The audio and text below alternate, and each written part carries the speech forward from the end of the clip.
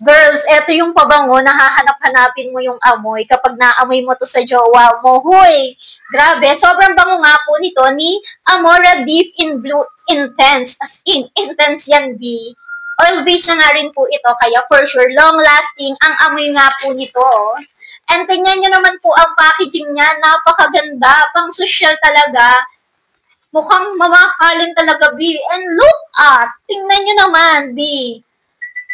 Battle po yan, babasagin po yung lalagyanan. And ang ganda din ng takip niya, oh.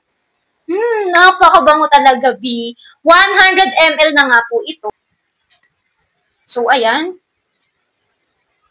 Unang maaamoy mo is very cool. Malamig siya sa ilong, guys.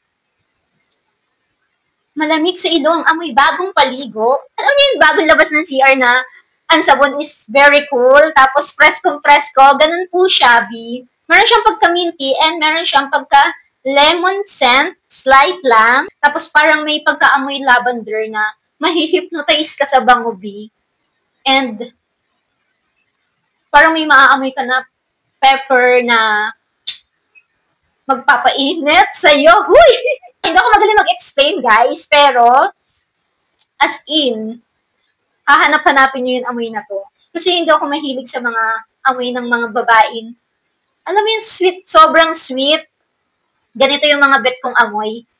Yung very cool lang, kung hindi masakit sa ilong, yung gusto mo lagi mo siyang naaamoy. Kasi ang presko-presko ng amoy niya, ganito siya, see? Amora Deep in Blue Intense. Kung gusto niyo nito, ilalagay ko yung link nito sa aking yellow basket. Ang ganda nito, guys, itong gift. Hindi kayo mapapahiya kasi nga po, tingnan nyo naman, packaging pa lang. Parang mamahalin na, no? Pero, napaka-affordable lang po nito. And hindi kayo mapapahiya sa pagbibigyan niyo. Yun lang. Thank you for watching. Bye!